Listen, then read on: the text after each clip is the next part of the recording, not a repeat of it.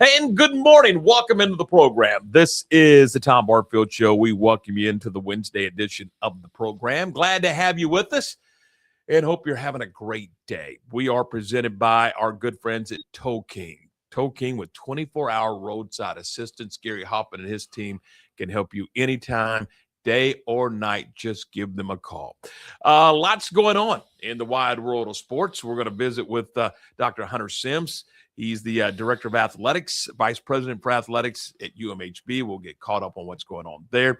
Kyle Youmans gets us up to date on the Dallas Cowboys and the comings and goings. And, they got a lot of free agent signings, and they got the draft coming up. So we'll have that information for you here in just a few minutes on the program as well. We welcome you into the show, and we say good morning to Lark Smith. Lark, you had some high school baseball last night. Talk to me. How did it go? Well, the Midway Panthers took on the Bryan Vikings at home and got an excellent pitch game from their sophomore starter, and his name escapes me right now, but he did an excellent job. I think he faced the minimum number of batters through 7 innings. Wow. Thanks to a couple of double plays. A couple of hits were erased, so it wasn't a no-hitter, but it was, close to be a perfect game. Talk to me about Eddie Kornblum's team. Offense, defense, pitching. What do you like about this team? What I like about them is their pitching depth, especially when they get into the postseason, because they are very deep. Not only do they have 2 senior starters, they get 2 sophomores that they can bring out of the pen. Logan Prella he's a sophomore, and he seems to be the closer of the staff, and just, I think he's got like 5 or 6 wins to this point in the season to help out, but they've got some pitching depth, which you don't see a lot in high school baseball. And then at the plate, they got some guys that they are murdering the ball right now. Jackson Goldstrich, their shortstop, is hitting the ball very well right now. So is their catcher, Max Mayton. Their center fielder, several names are escaping me right now. But you're old. Yeah, I know. But he's hitting 500. He missed the last Friday's game against Bryan due to an illness, but he was there last night and maybe still had a little flu bug or something. And I don't think he got a hit last night, Tyler Scythe. And but it's a very good high school baseball team. I think they have a very good chance to make another run at the state championship, because that's what they did last year. Well, and everybody's gunning for you. When you're the defending champion. Absolutely. I mean, everybody's gunning for you. Yeah.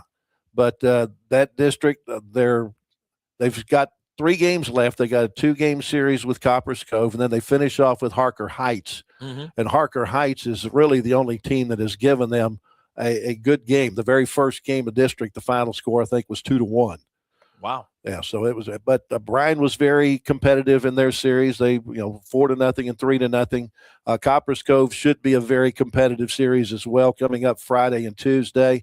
But right now, Midway looks like I believe last night's win secured at least a tie for first place in the district.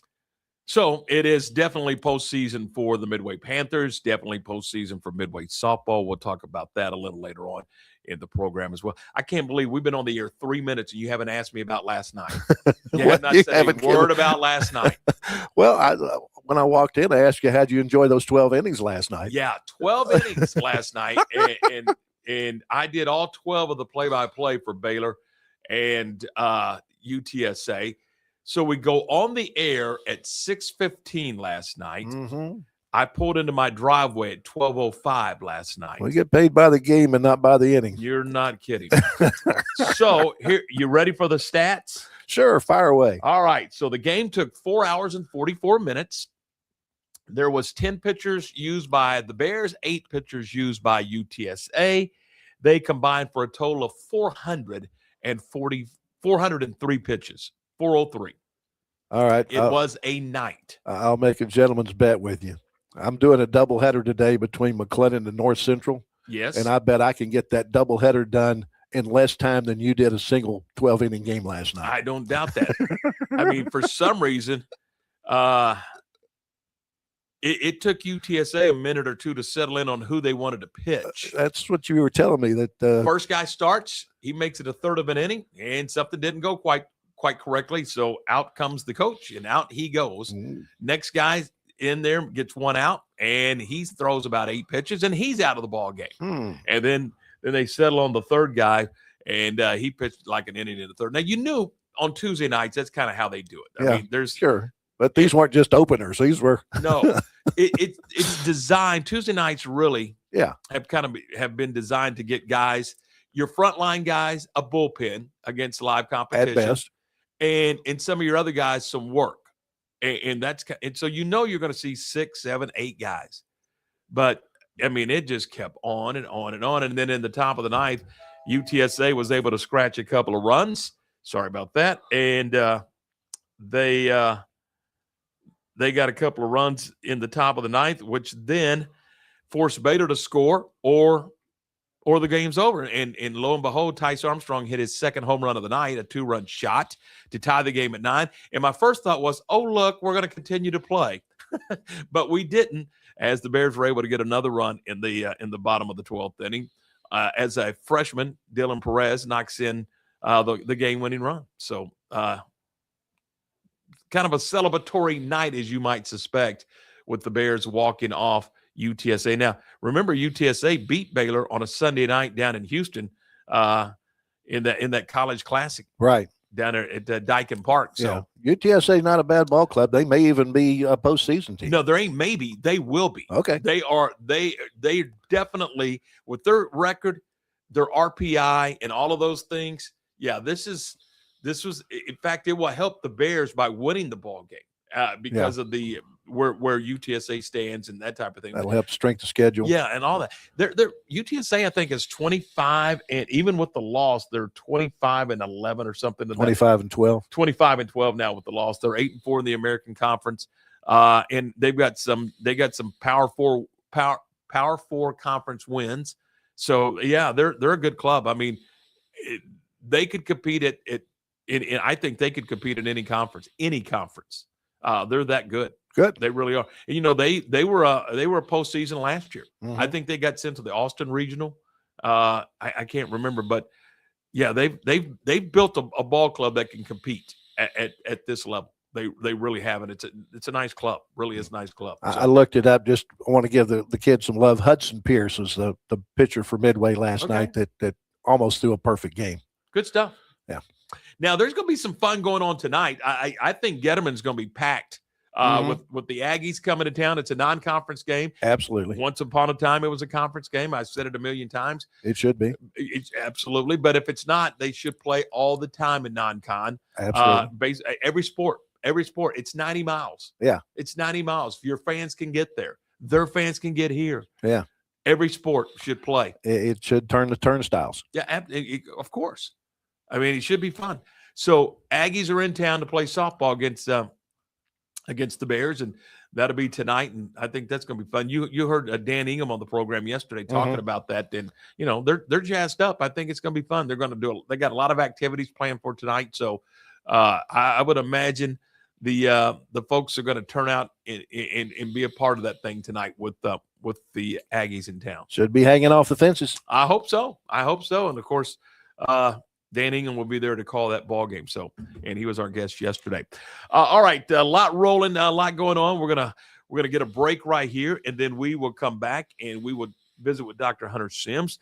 We, as we mentioned, we're presented by Toe King. We're brought to you in part by Waco Bodyman. Thomas Wenzel, Todd Behringer, and their team do a tremendous job. Look, if you're looking to take control of your health with advanced wellness, longevity solutions designed to help your body perform, recover, and thrive, you can do it at Waco Bodyman. I mean, it's an opportunity for you to live stronger, live longer, and live healthier. You want to know more about it?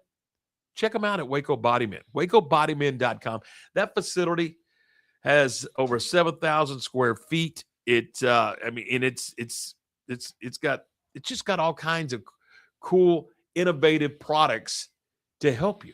And I encourage you to check them out. It's wacobodyman.com, wacobodyman.com. They're at 116 Mary Street. Check them out today and tell them we sent you by. Morrison's Gifts, Waco's oldest family-owned gift store, wants to ask a question to the guys out there. Don't you just love gift giving? Does John Hart, Consuela, or Jellycat mean anything to you? If not, at Morrison's, we have your answers and your back. For 47 years, we have guided men and you ladies through the trauma of selecting the right gift for the right person. Come and see us at 4312 West Waco Drive in the Brazos Square Center, close to Jason's Deli. That's Morrison's Gifts, owned by a proud Baylor Bear. Lake Waco Golf Club is a semi-private facility nestled along the north point of Lake Waco, one of the few facilities in Texas to have a full 18-hole regulation golf course as well as an executive 18-hole par 3 golf course. Plus, check out their bar and grill, which is open to the public. And if you're not a golfer, then enjoy time by the pool or even enjoy fishing around Lake Waco. Become a member today and call to book your tee time. Lake Waco Golf Club, where family and friends fun begins. Check them out at lakewacogc.com for more information.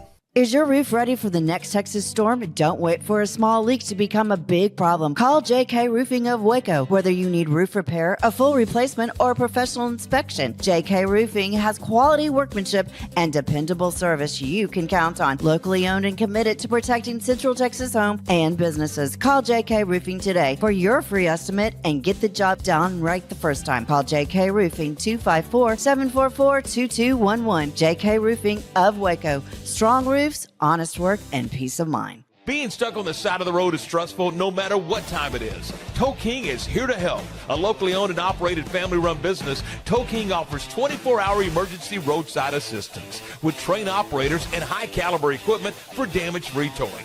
Tow King of Waco is a company you can count on. Call Tow King the next time you need help.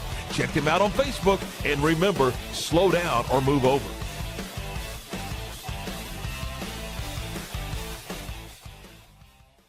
Bumblebee Blinds of Waco and Temple is your one-stop shop for custom window treatment, transforming your vision into reality. Choose from a selection of shades, blinds, shutters, and curtains. Bumblebee Blinds stands behind our service and products, ensuring peace of mind with our trusted warranty. Call Bumblebee Blinds today to schedule your design consultation. Bumblebee Blinds, simplifying window treatments one covering at a time. BumblebeeBlinds.com.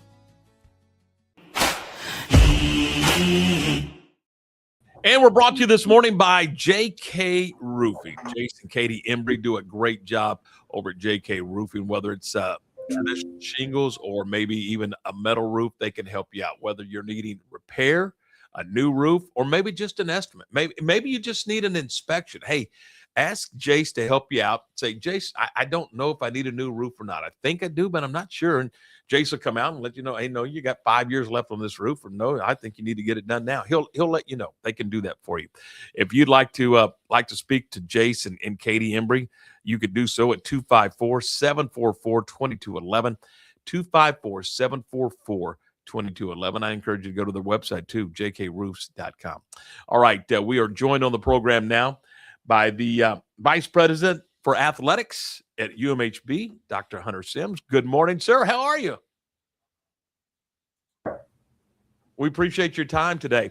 Talk to me a little bit about just kind of an overview of what's going on at UMHB. You and I were talking this morning before we went on the air that spring is a busy time in college athletics.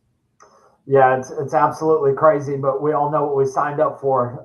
It's the mad dash to summer. You know, everybody's really excited in the fall, and you're really ramping up, and you work into basketball season, and then once you get into spring sports, everybody's enjoying the spring warm air. Most recently, our acrobatics and tumbling team won the D3 championship last Saturday, so that makes the fourth year in a row for them to do that. Our men's and women's tennis team just clinched the regular season and #1 seed.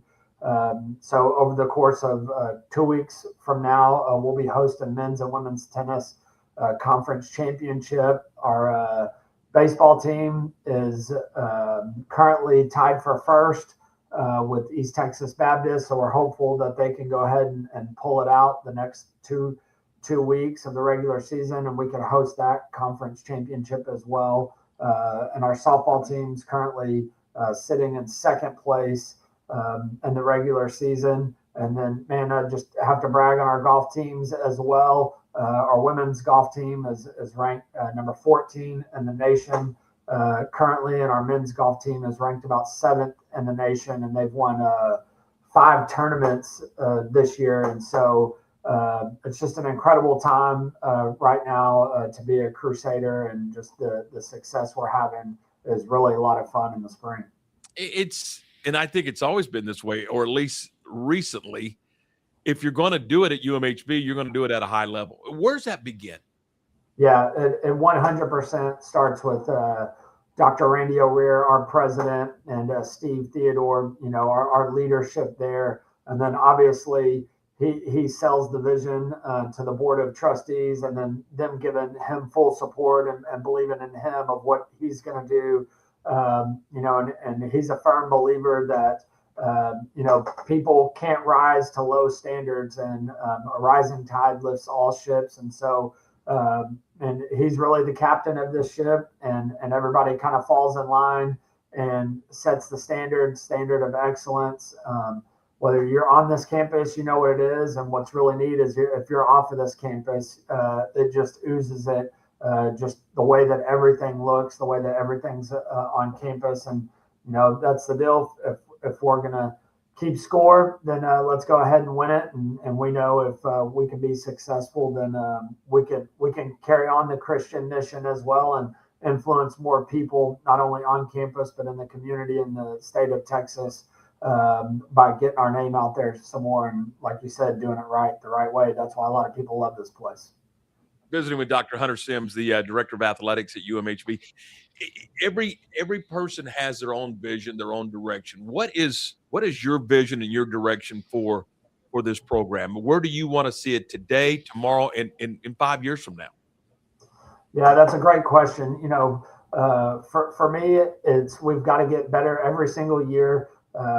We've got to grow our students spiritually, athletically, and academically, and really push our students. And if we can be, kind of that short-sighted on our vision, we can continue to get a little bit better each and every day, and get better year over year. And with that said, the expectation for us is to compete on the national stage. That competing regionally is nice, but we want to be a brand name across the nation. And we've had some of our sports programs do a really great job of that. And so for us is if we can do those 3 things, is grow our students academically, grow them spiritually, and grow them athletically, then we know we're always going to have an opportunity to compete for championships year in and year out, because it's all about the student experience and what we do for our students, and what we provide, and how we recruit them, to let them know that the expectation is you're going to compete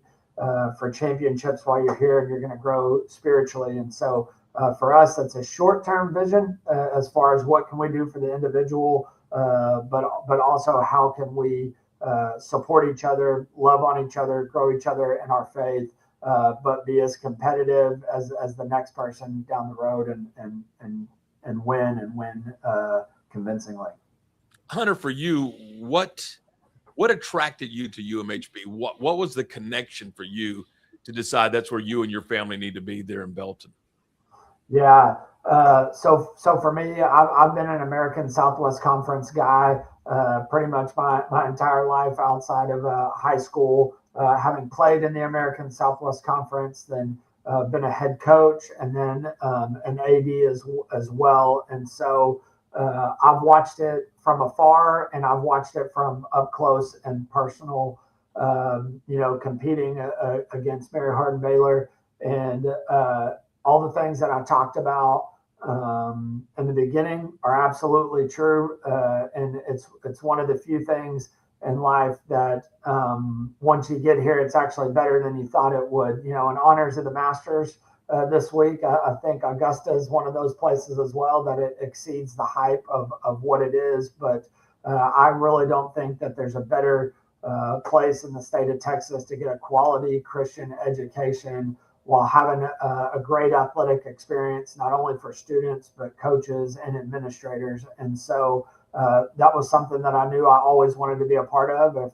if the opportunity came about. And really a year ago to the date, got a message from Steve Theodore about giving him a call after I interviewed, where he offered me the position, and just really thankful for that. I know I had huge shoes to fill with Randy Mann, the former AD, but again, he's helped build such a wonderful athletic department that although the shoes are hard to fill, it's also nice because Coach Mann is still really involved and is around, and I just love that I'm able to pick his brain, and he's up here in the office, and that's what makes Mary Hardin Baylor special, is everybody wants it to see it succeed, because we know that we can. One of the things that's always impressive to me when I'm on that campus is the facilities, not just athletics, but across the board, but in particular athletics. Speak to the facilities and the commitment to facilities there, because that's obviously an attraction to student athletes. Yeah, absolutely it is. Probably 30 years ago, the arms race probably started in the NCAA collegiate athletics, and like I said earlier, Dr. O'Rear had a great vision of that, of knowing that, hey, if we're going to have things, we want to be able to have nice things, but the secret to UMHB is also keeping them nice and having accountability for the facilities that we do have, and not take them for granted. And if we have something, we want to make it look like it's brand new. And so that's really the secret, is bragging on all the staff that's involved with that, from the administrative staff all the way down, of everybody who updates the facilities, cleans the facilities, repurposes them, whatever it might be, because anybody can go out and fundraise and get a new facility, but to make it look new and be special, that's the secret to Mary Hardin Baylor, is that day in and day out, we're proud of what we have, and we want to make sure that it stays that way. And so while we think that can help draw people here, the other secret is the people that are here, that we know once we get people to campus, it's hard not to fall in love with this place. And that goes beyond the walls, that goes to the people who love this place and love the Lord, and they want to share that message. And so it's just really neat to see those two worlds collide. When you have special things and then you have special people that want to honor the Lord, you got a special place. That's what UMHB is. Dr. Hunter Sims is our guest, the athletic director at UMHB. You're on the D3 football committee. Is there anything happening on the football side that fans would want to know about? Any changes coming? Any thoughts on where you are with collegiate football at the D3 level?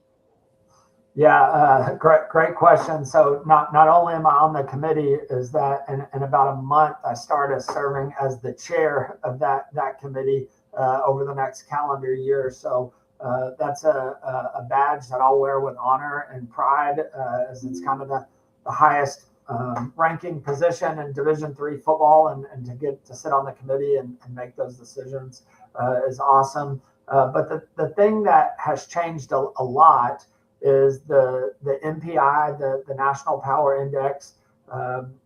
Essentially the automatic qualifiers, 28 teams get it, and then there's 12 at-large bids. So that expanded 2 years ago from 4.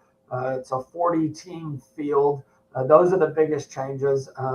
That it's a regionally non-seeded tournament as well, which means that in a perfect world, the seeds matter, but you're not restricted to those. So that's why you always see a lot of regional matchups, which is nice for rivalries, but the fans don't always love that either, because you'll have teams playing in the same area a lot in the first or second round.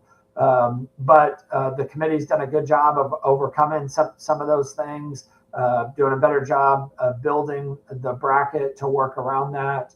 The other thing, instant replay started last year in Division III, so you can challenge now in the playoffs. That was really big, a big step forward for Division III football. And then this year, the big change is Division III is now allowing player to coach communication. And so that's been a lot of work that's gone on with that.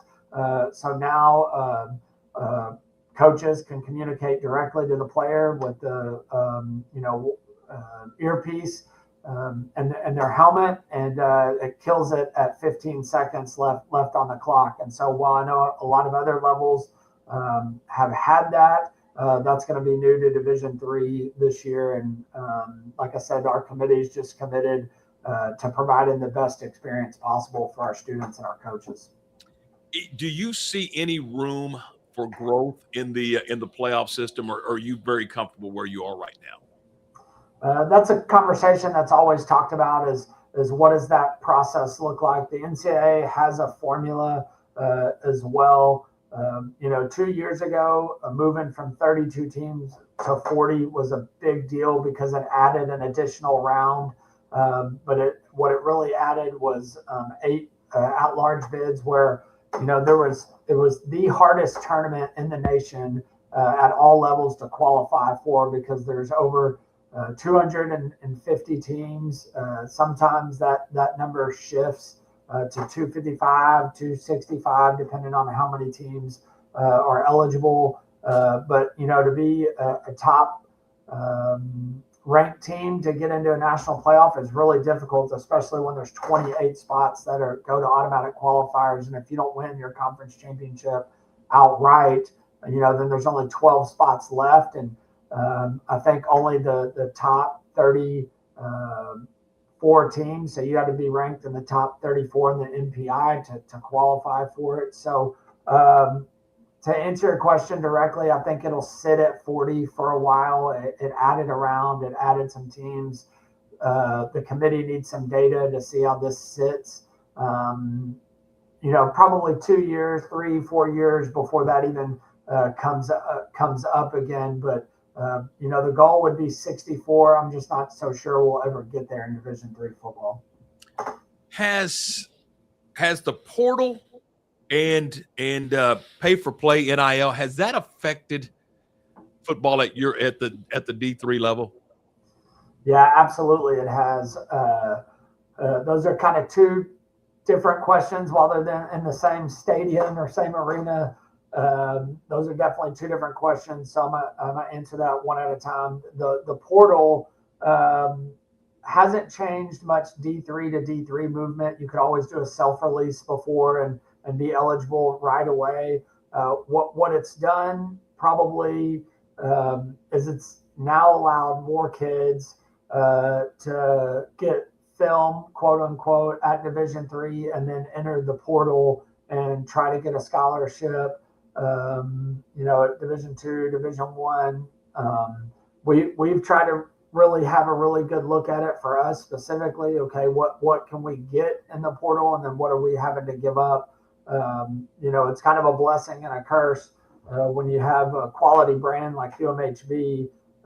When guys get into the portal, there's been a track record of guys having success at Division II or Division III, and so we've lost some students to that, but we've also gained them as well. And so, the portal is an absolute thing that we have to look at. We have to discuss monthly in our staff meetings. What I think it hurts the most is the high school student athletes. Because colleges aren't taking the volume that they did before. So that's kind of that. On the name, image, and likeness side, a lot of people do not know this, but NIL in Division III is actually not permissible. It is not permissible by the NCAA to have a collective at Division III because it goes against the core principle, which is, pay for play, not being available at Division III. So there are other platforms out there that some Division III universities use that are basically like job market platforms that students can go on and claim a job or a service. But when it comes to collective and name, image, and likeness, that's not permissible at our level. So there's a lot of training we have to do within the division, but also with recruits, because that just surprises them that it's so different at Division III. Great stuff. I actually did not know that. That's great information. Hey, we know we kept you a little longer than we normally do. We appreciate your time. Thanks so much. Keep us up to date on everything that's going on campus. I know it's kind of cool to see the community of Belton kind of buy in and really be a good partner to the university and the university to the community of Belton. Yeah, thank you so much. The Belton community is so wonderful. Lake Belton and Belton High, we have pride in the partnership that we have together with the ISD, and it's great because it's a smaller town on a huge corridor, so we're really blessed when it comes to location. But anytime I can get on the show and lovingly brag about UMHB and the Kingdom impact it has, would love to do so. So thanks for having me on today. Go Crew. There you go. Hey, have a great day, Dr. Hunter Sims, our guest. And Lark, did you know that? Did you know that NIL was not a part of D3 college football? Well, it makes sense for me because they don't give scholarships It's at that level either. 100%. So I can see how that ties in together and why they don't do that. And that's great with me as far as I'm concerned. Makes it pure, doesn't it? The purest it can be. Yeah, pretty much. I mean, it's extended high school, if you want to call it that, but still, the athletes get an opportunity to perform. They still have the opportunity to move up from D3 to maybe D2 to maybe Division I, and so it's a great proving ground. It's kind of like junior college. To some extent, as far as the athletic goes, it's just another place where you can go and play and prove yourself. And I mean, we've seen athletes at the high school level that are just outstanding athletes at the high school level, but they get to college and they just flame out. But we've also seen guys that, weren't all that great in high school, but, put in the work and just work their way up. And all of a sudden they're, take a Mike Singletary nobody recruited him out of Worthing High School in Houston. He comes to Baylor and becomes an all-star linebacker, and then just goes to the NFL and just blossoms. So, I mean, there's every individual has a point at which their athletic peak comes to their body, let's call it. And you can achieve the goals that you want to achieve at any level. There is and I'm drawing a blank, and I want to say he's from University High School, played linebacker at UMHB, made it to the show, made it to the NFL. Mm-hmm. Yeah, I know who you're talking about. Yeah, he played for Leroy. Yeah, him. Yeah. But my point being, the path may be a little different, but you can achieve those goals no matter where you're at. So, absolutely. And I'm telling you, it's great football. Absolutely. Yeah. It is. There may be a size differential, maybe a little height differential. Maybe a little speed differential, but it is high caliber, high quality. It is college football. Yeah. It is not high school football. No. It is college football. Yeah. These guys are elite athletes, and for whatever reason, they didn't get recruited at the D1 level. But it doesn't mean that they're not world-class football players, world-class athletes. They are. They can be. Certainly can be. So there you go. Good stuff. Good information on what's going on that campus. And again, he was just rattling off championship, first place, championship. I mean, but that's what they do down there. I mean, it really is. I mean, he's the second person to tell me that from UMHB. Mm-hmm. If we're going to keep score, we're going to win. Yeah. I mean, I love that philosophy. I think it's awesome. So there you go. All right. We are brought to you in part by, we're actually presented by Toking. Gary Hoffman and his team with a 24-hour emergency roadside assistance.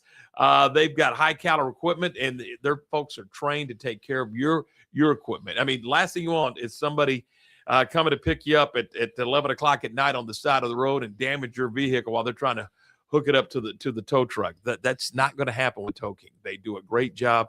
They're trained, and they've got great equipment to take care of you. Here's the phone number. 254-666-5484. Have I mentioned that you should put that in your phone? I think I have. 254-666-5484. It's Toking. It's Gary Hoppin and his team. And we appreciate Gary Hoppin and his group for being our presenting sponsor of the program. We're going to step aside. When we come back, we're going to talk some Cowboys football. Kyle Youmans is going to join us. We'll do that next here on the program. Since 1996, Double R Old Fashioned Hamburgers at 18th and Herring has been serving Waco's best burger. There's nothing better than a delicious burger cooked just the way you like it, with garden fresh toppings on a buttered bun. Add tots, fries, curly fries, or onion rings for a perfect meal. So what are you waiting on? How about Double R Old Fashioned Hamburgers today? Double R Old Fashioned Hamburgers is open Monday through Friday from 10 a.m. until 4:30 p.m. and Saturdays from 10 a.m. until 2 p.m. Double R Old Fashioned Hamburgers. And don't forget to ask about Double R's catering. Being stuck on the side of the road is stressful no matter what time it is. Tow King is here to help. A locally owned and operated family-run business, Tow King offers 24-hour emergency roadside assistance with trained operators and high-caliber equipment for damage-free towing. Tow King of Waco is a company you can count on. Call Tow King the next time you need help. Check them out on Facebook, and remember, slow down or move over.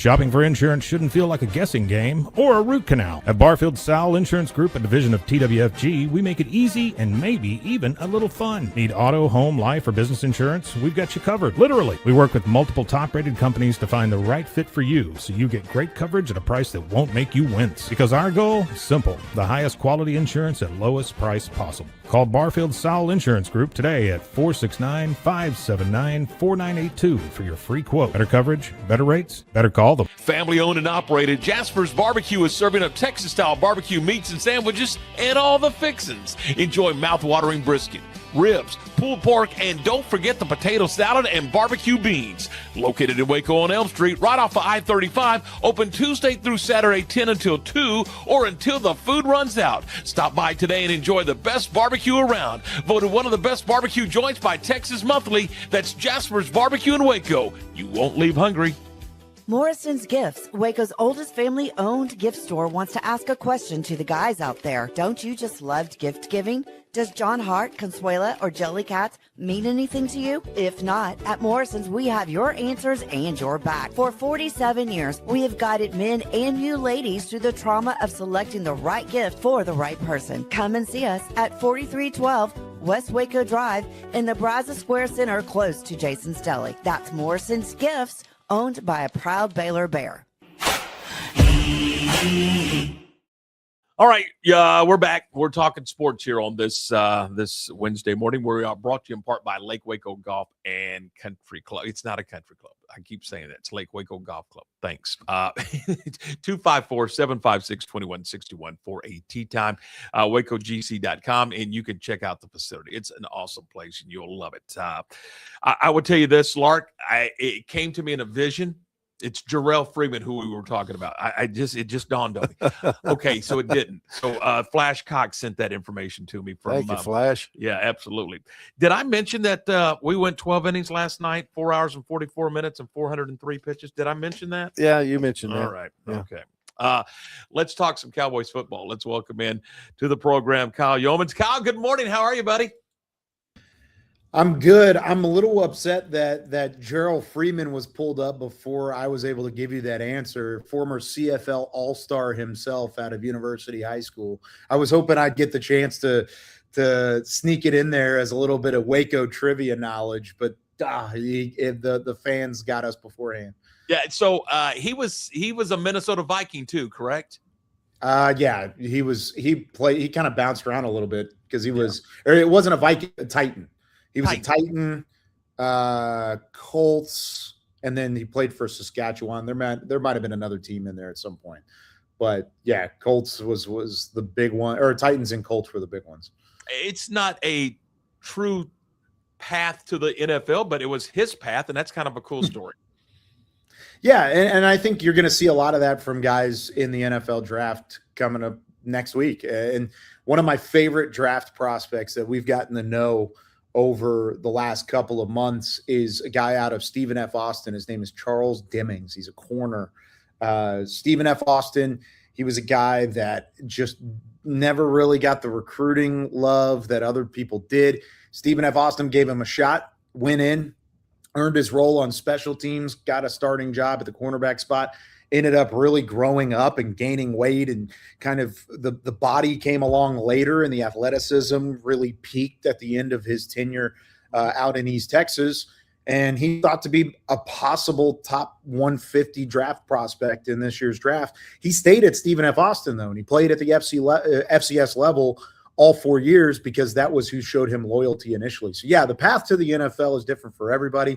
There's a wide receiver named I forget his last. I think it's Ben Washington, Ben Johnson, something like that. UT Permian Basin. This is a guy that had 0 offers coming out of high school, went to UT Permian Basin, was a 4.0 engineering student at wide receiver, and he didn't want to start over, even though he had multiple Power 4 offers. He didn't want to start over with his academics, so he stayed at UT Permian Basin and ended up putting up incredible numbers, had a 300-yard game against Midwestern State or something like that. He's thought to be a possible draft pick on day 3 too. So lots of intriguing prospects, and their path to the draft are all over the place. Not to take you on a side tangent or anything, but just adding to the conversation that you guys had earlier.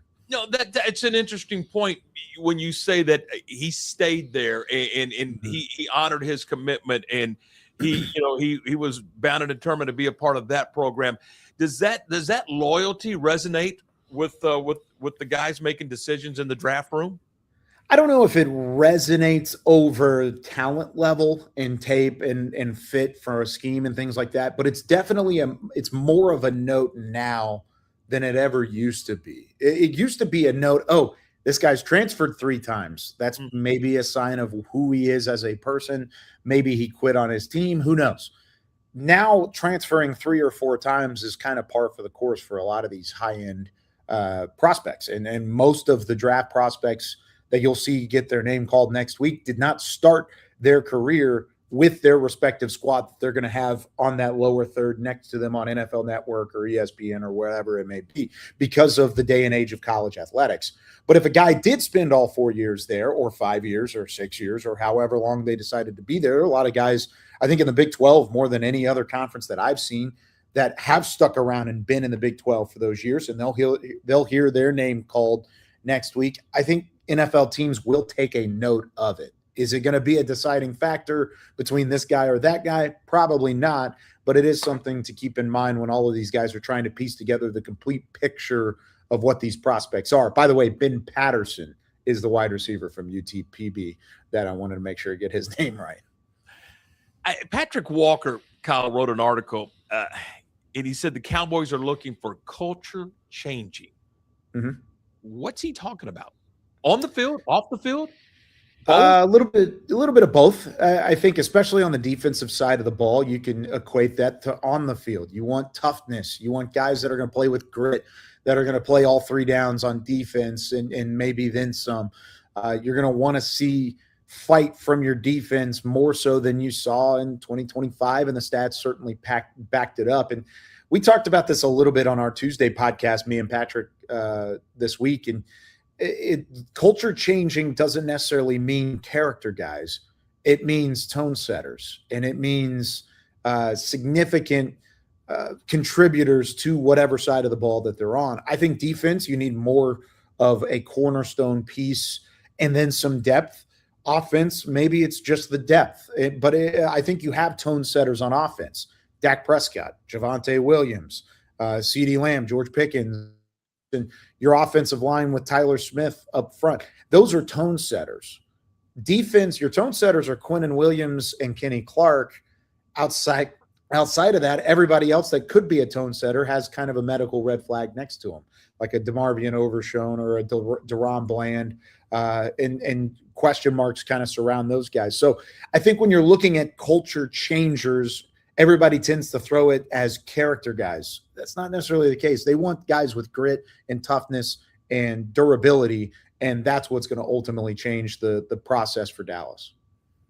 In today's NFL, when you draft and draft high, don't those guys have to play? Don't they have to be contributors? There's no more sitting and learning anymore. And I noticed that one of the things that they're talking about in this year's Cowboy draft is, these guys have to step in and play immediately. Well, isn't that the case anyway in today's NFL because of the money that's being spent? Yeah, I think you could say it's safe to say that teams will grade prospects off of their possibility of playing early. Even I use a 7-point grading system when I'm putting together my draft board. And I give draft grades to over 200 prospects that I've watched in depth and over 600 prospects that I have notes on throughout the year. And I'll give kind of a general grade. I feel really good about the top 200. The rest of the 600 is just kind of based on what I've seen throughout the years.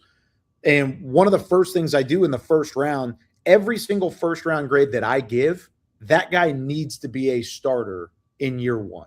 Needs to be a contributor in year one. Now, the difference between how high I'll grade a player in the first round, if he is a high first round pick or a low first round pick, I would give it a 7.0 if this guy is a transcendent star, but he might be a 6.2 or a 6.1 on that 7-point scale. If there's a little bit of risk, but extremely high upside and the possibility to start year one. Then you go into the second round. So that's 6.0 through 5.1.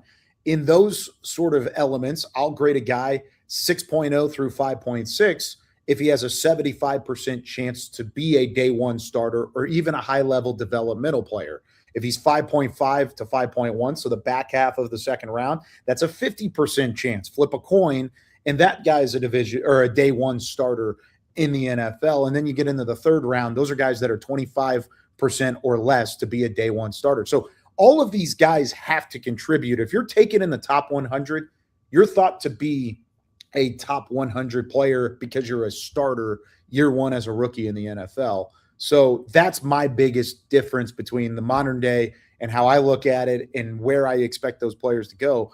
But Dallas, with the 12th, 20, and 92nd overall pick, they better get two contributors that are going to play 75% of the snaps in year one at 12 and 20. And then at 92, that's a 25% chance that he's a starter as well. This may be an unfair question, but is it more about getting it right or not getting it wrong? Isn't that just the fun of the NFL draft? Isn't that just what this whole thing and what everybody's trying to guess is all about? And that's what teams spend millions on, to try and fly around the country and go to these pro days and get to know these prospects on a deeper level, because they can't afford to get it wrong, especially Dallas. I mean, this year you can't afford to get it wrong. You have a window of 2 to 3 years, maybe even fewer than that, with an elite offense led by an elite quarterback.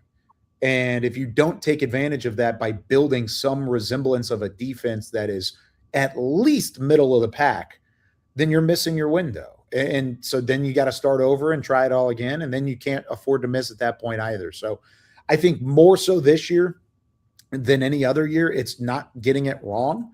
But I think any year is like that, and they want to make sure and get it right more times than they do get it wrong. There's been some additions, obviously, to the roster.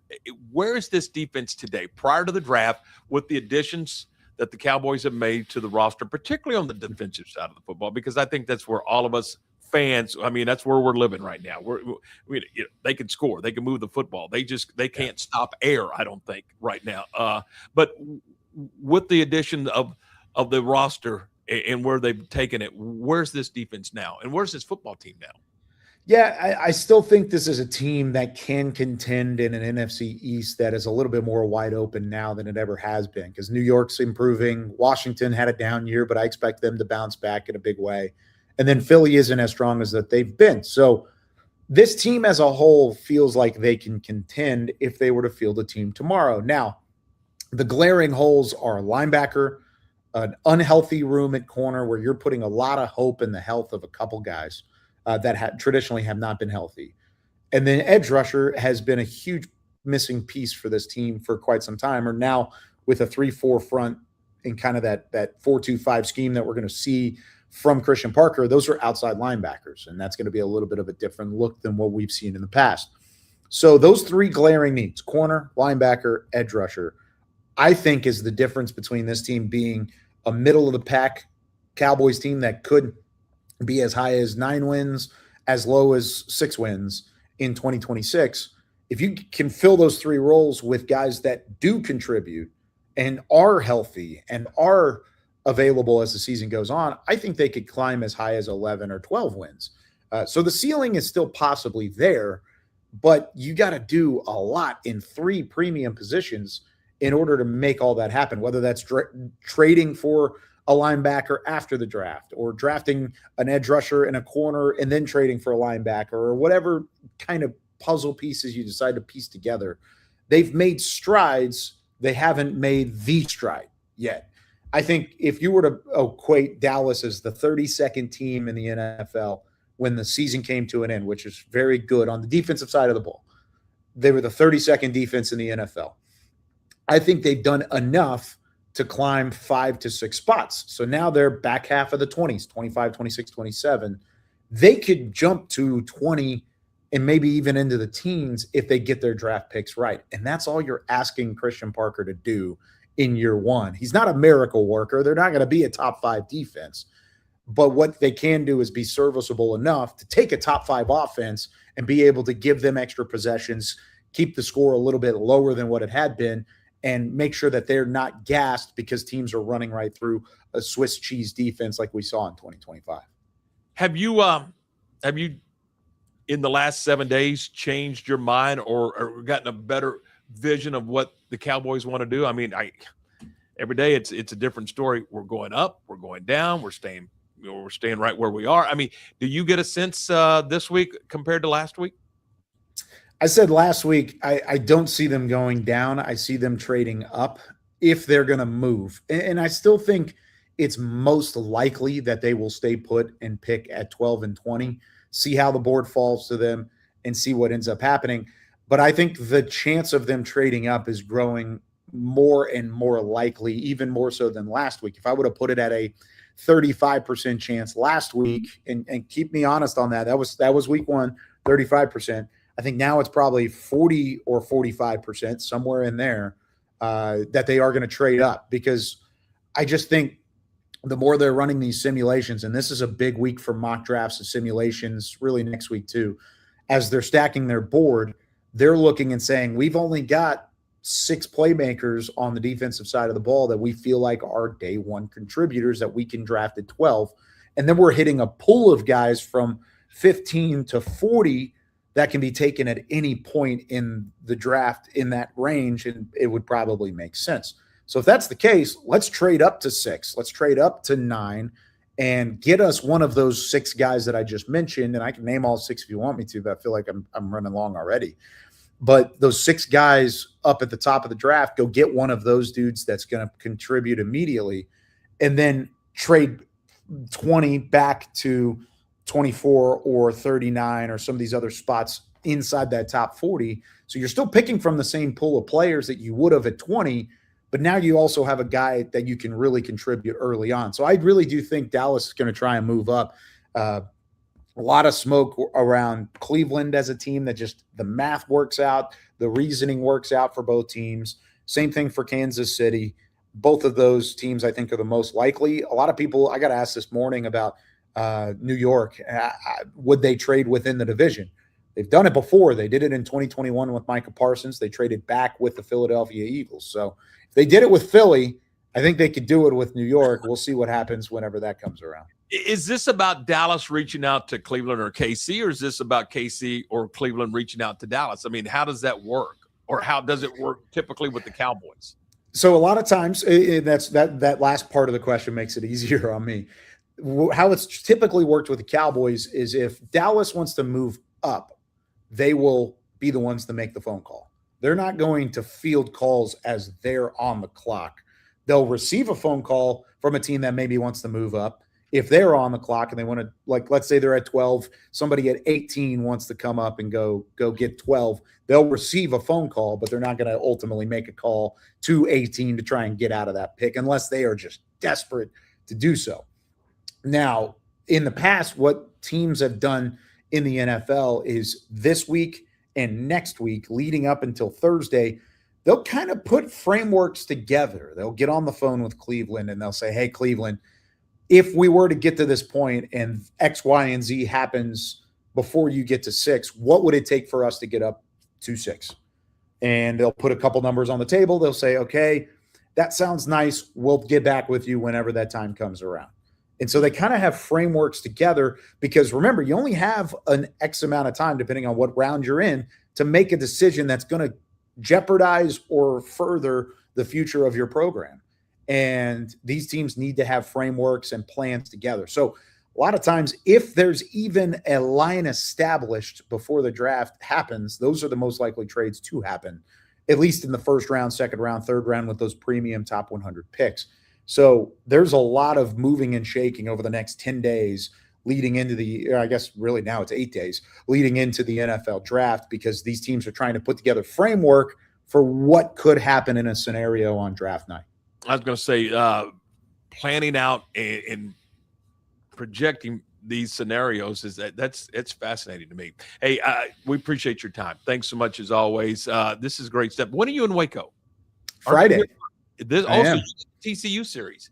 I do. I get the Friday and Sunday game. We've got a March of Dimes walk with the family on Saturday that we're speaking at. So I hand it over to my good friend Mike Leslie on Saturday, but I'll be back Sunday. So I'll be around. I'll see you at the ballpark. After 12 innings of fun last night, well, 400 pitches. I'm glad you got that out of the way early. Yeah, I'm telling you, and you know this is a big series. Both these teams at 8 and 7 in the conference, T5, so it's a big one. Especially with the format of the tournament and going out to Arizona. They need this one, and TCU's underachieved a little bit. Baylor's overachieved a little bit. It's a chance for Baylor to really make a statement. It's going to be a fun series. I'm excited about it. It will be. Hey, look forward to seeing you, buddy. Thanks. Yep. Thanks. Have a good one. That's Kyle Youmans with the Dallas Cowboys here on the program. We are brought to you in part by our friends over at Benchmark Construction. David and his team, they do a great job, whether it's disaster recovery, whether it's just true new construction. Maybe you're looking for some help with your indoor air quality solutions. They've got it all for you. Environmental remediation. They can do it at Benchmark Construction. A great partner in the community. They help out with the Shriners. They help out with the Hangar, which is a day shelter for the homeless, and they're just an integral part of the community. And you can check them out today at benchmarkc3.com, whether it's construction, or maybe you just need a consultation. Hey, here's what we're thinking about. What do you think? I mean, let the experts, David and his team, help you out over at Benchmark Construction. Benchmarkc3.com. Check them out today. When disaster strikes, you need a team you can trust. At Benchmark, we specialize in disaster recovery, construction, environmental remediation, and indoor air quality solutions. With over 30 years of experience, our experts provide forensic architecture, engineering, and environmental consulting to ensure every project is handled with precision and care. From damage assessment to full reconstruction, Benchmark delivers technical expertise and an unmatched client experience every step of the way. Visit benchmarkc3.com to learn more. At Waco Bodyman Company, we help you take control of your health with advanced wellness and longevity solutions designed to help your body perform, recover, and thrive. Experience the power of red light therapy with our full body bed design to reduce inflammation, improve circulation, support skin health, and recharge your body at the cellular level. Step into our hydrotherapy room featuring a dry sauna, polar shower, and hot tub. Book your tour today. Waco Bodyman, open 7 days a week in downtown Waco. Looking for insurance that truly fits your life? At Barfield Show Insurance Group, a division of TWFG, we make it simple. Whether it's auto, home, life, or business insurance, we represent a wide range of top-rated companies, so you get the coverage you need at the price you'll love. Our mission? Delivering the highest quality protection at the lowest possible cost without cutting corners. Call Barfield Show Insurance Group today at 469-579-4982 for your free quote. Barfield Show Insurance Group, coverage you can count on at a price you deserve. On the side of the road is stressful no matter what time it is. Tow King is here to help. A locally owned and operated family-run business, Tow King offers 24-hour emergency roadside assistance with trained operators and high-caliber equipment for damage-free towing. Tow King of Waco is the company you can count on. Call Tow King the next time you need help. Check them out on Facebook, and remember, slow down or move over.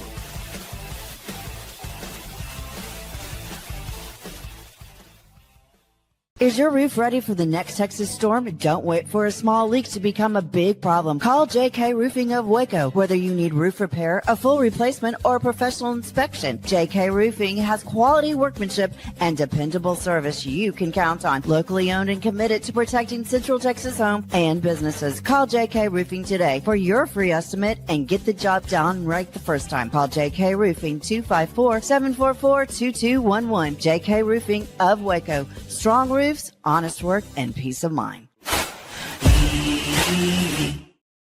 And we are brought to you by Barfield Show Insurance Group. And you can check them out today, whether you need a quote for auto, home, life, or business insurance, they can do it for you. They got a simple goal, pretty simple. They want to provide the highest quality insurance at the lowest possible price.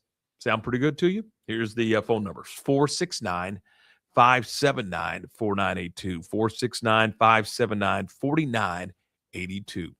Mark Smith, what's going on in the wide world of sports? All right, you and Kyle mentioned the fact that Baylor and TCU is coming up. Well, Baylor had that 12-inning game last night. TCU last night took on Tarleton and won 12-5. Okay. Some other baseball yesterday. You had A&M take on Houston, and A&M came away with a 10-2 win there. Big 12 softball tonight. You've got A&M visiting the Baylor Bears. Last night in Big 12 baseball, or actually SEC baseball, Texas beat A&M Corpus Christi 14-10. Got behind 5-0. Well, they took care of business. Yeah. All right, JUCO baseball today. Not only do we have a doubleheader at Bosque River Ballpark between MCC and North Central, there's a doubleheader at Hill College today between Temple and Hill. That's a very important series for both of those clubs. JUCO softball yesterday, Temple took 2 from Hill, 8-0 and 17-0. Major League Baseball last night, the Houston Astros finally beat the Colorado Rockies 7-6, while the Rangers lost to the nomadic A's 2-1. High school softball, Midway over Bryan 20-1. Wow. Yeah, it was Copper's Cove beating Temple 12-2. Lake Belton shut out Waco 19-0. It was Lorena. Robinson beat Lorena 6-3. China Spring over Conley 12-1. Also in softball, McGregor beat Whitney 6-3. High school baseball around the area yesterday. Midway beat Bryan 4-0. University topped Waco High 16-1. It was Troy over Cameron 9-1, and Valley Mills edged Moody by a score of 2-1. There you go. We are brought to you in part by Morrison's Gifts, Waco's oldest family-owned gift store, 4312 West Waco Drive. Check them out today. We're back with a look ahead. We do that next. Being stuck on the side of the road is stressful no matter what time it is. Tow King is here to help. A locally owned and operated family-run business, Tow King offers 24-hour emergency roadside assistance with trained operators and high-caliber equipment for damage-free towing. Tow King of Waco is a company you can count on. Call Tow King the next time you need help. Check them out on Facebook, and remember, slow down or move over.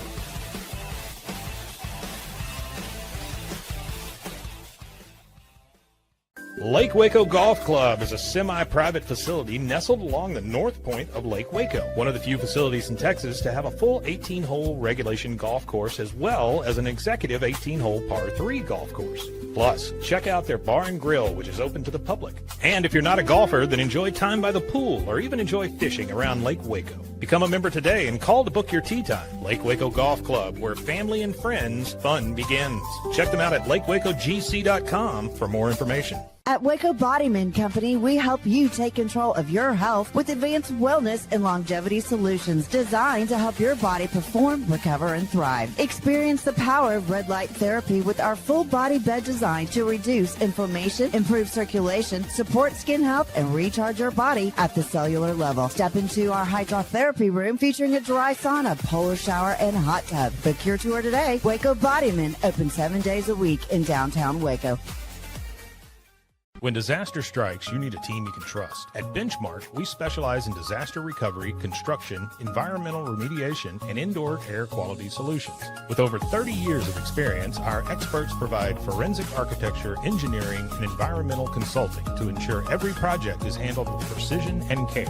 From damage assessment to full reconstruction, Benchmark delivers technical expertise and an unmatched client experience every step of the way. Visit benchmarkc3.com to learn more. Bumblebee Blinds of Waco in Temple is your one-stop shop for custom window treatment, transforming your vision into reality. Choose from a selection of shades, blinds, shutters, and curtains. Bumblebee Blinds stands behind our service and products, ensuring peace of mind with our trusted warranty. Call Bumblebee Blinds today to schedule your design consultation. Bumblebee Blinds, simplifying window treatments one covering at a time. BumblebeeBlinds.com. And you're back with us on this Wednesday. We are brought to you in part by Double Old Fashioned Hamburgers, 18th and Herring. They're open 10 to 4:30 Monday through Friday, 10 to 2 on Saturday. Check them out and tell them we sent you by. All right, coming up on the program tomorrow, we're going to talk some golf with our good friend Jones Mitchell, Lake Waco Golf Club, and then Coach Gibson from La Vega, the state champion soccer team. Coach Gibson joins us on the program. Larker, I'm looking forward to that. I think that's going to be fun. I do too. I think it'll be great. It'll be a lot of fun. Look forward to that. That'll be coming up tomorrow morning at 10 a.m. right here on the Tom Barfield Show. Thanks to everyone for being a part of the program, and we will see you tomorrow.